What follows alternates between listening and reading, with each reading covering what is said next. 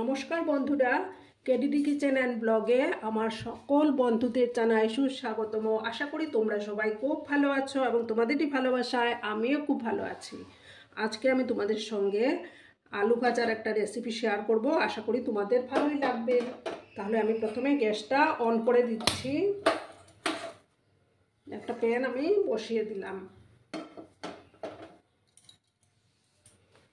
প্যানটা যখন গরম হয়ে যাবে তখন আমি তেল দেব। আর বন্ধুরা, ভিডিও দেখার শুরুতেই কিন্তু একটা লাইক করে দিও। তোমরা লাইক করলে ভিডিও বানানোর উৎসাহটা অনেক গুণ বেড়ে যায় বন্ধুরা।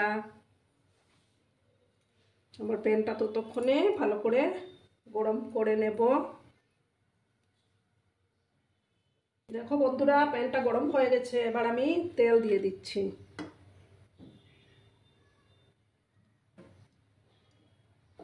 তেলটাকে কিন্তু ভালো করে গরম করে নিতে হবে।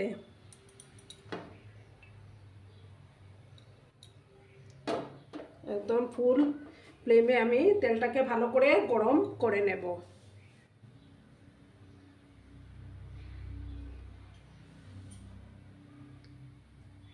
দেখো বন্ধুরা, তেলটা পুরো গরম হয়ে গেছে। এবার আমি গ্যাসের ফ্লেমটাকে একটু লো করে দিচ্ছি। এবার আমি চিনেবাদাম দিয়ে দিচ্ছি।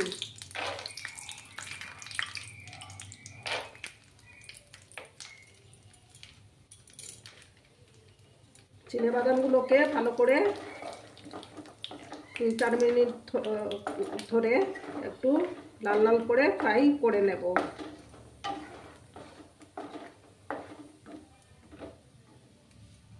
সামান্য একটু নুন দিয়ে দিচ্ছি। একটু লাল করে 2-3 মিনিট সময় লাগবে। আমি এটাকে ফ্রাই করে নেব।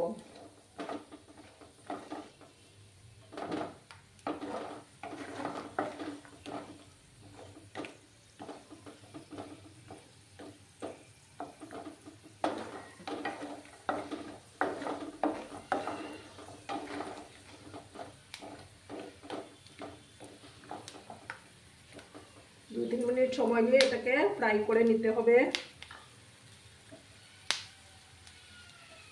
তারপর আমি বাদামগুলো তুলে নেব।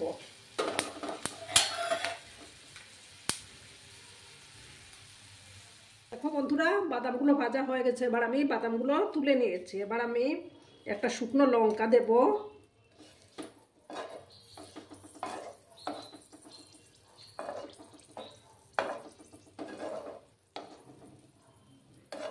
লঙ্কাটাকে ভালো করে ভেজে নেব।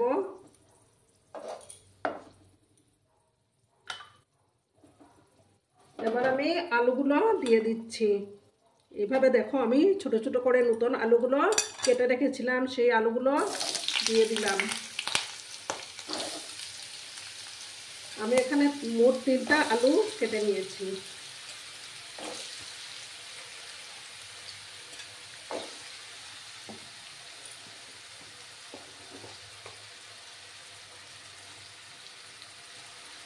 এবার আমি পরিমাণ মতো হলুদ গুঁড়ো দিয়ে দিলাম।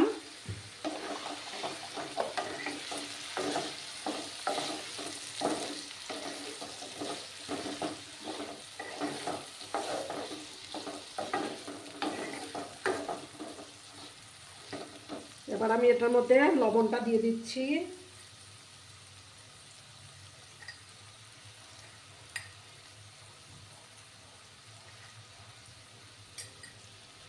লবণটা দিয়ে দিলাম।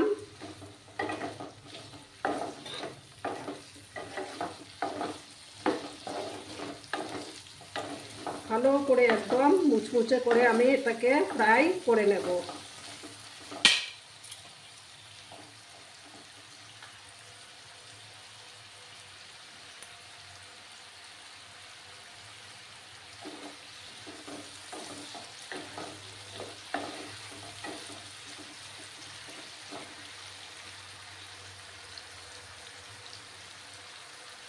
গ্যাসের আঁচটাকে আমি একটু কমিয়ে দিলাম। 4-5 মিনিট লাগবে এটা সম্পূর্ণভাবে ফ্রাই হতে। একদম মুচমুচে করে আমি এটাকে ফ্রাই করে নেব।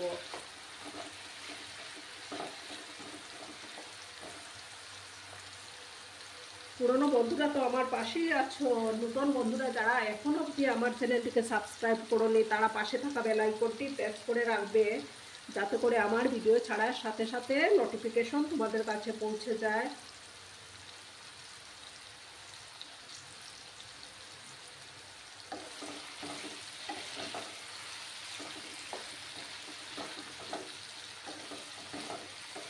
মিডিয়াম আঁচে আমি এটাকে ফ্রাই করে নেব।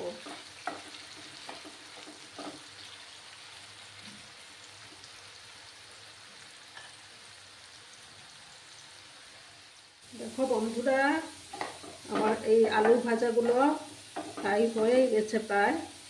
এবার আমি এটার মধ্যে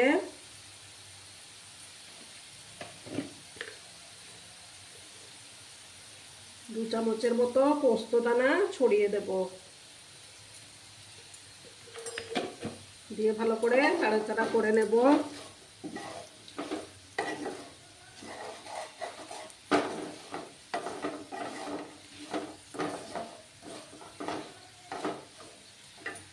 এবার আমি বাদামগুলো দিয়ে দিলাম,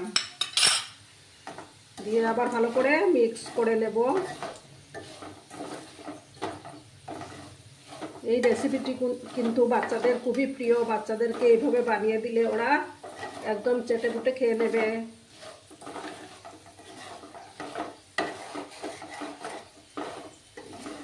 ডালের সাথে তো খেতে খুবই ভালো লাগে।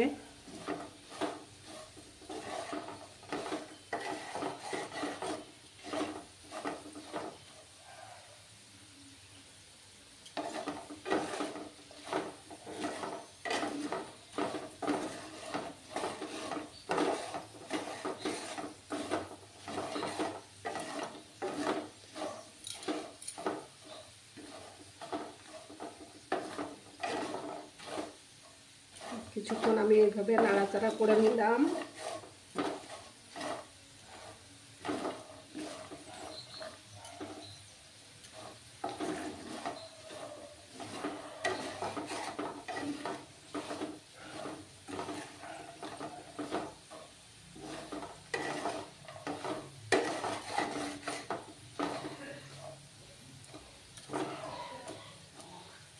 এবার আমি গ্যাসটা অফ করে দিচ্ছি, দিয়ে আমি সার্ভ করে দেব। দেখো বন্ধুরা, আমি সার্ভ করে দিয়েছি। কেমন হয়েছে অবশ্যই কমেন্ট করে জানিও তোমরা। তোমাদের এই কমেন্টগুলো পড়তে আমার কিন্তু দারুণ লাগে। আর বাড়িতে তোমরা অবশ্যই এভাবে বানিয়ে বাচ্চাদেরকে খাওয়াবে, ওরা খুব মজা করে খাবে। আর এতক্ষণ ধরে আমার ভিডিওটার সাথেও পাশে থাকার জন্য তোমাদেরকে আবারও জানাই অনেক অনেক ভালোবাসা, অনেক অনেক ধন্যবাদ। ততক্ষণে তোমরা সবাই খুব ভালো থেকো, সুস্থ থেকো, আনন্দে থেকো। নমস্কার।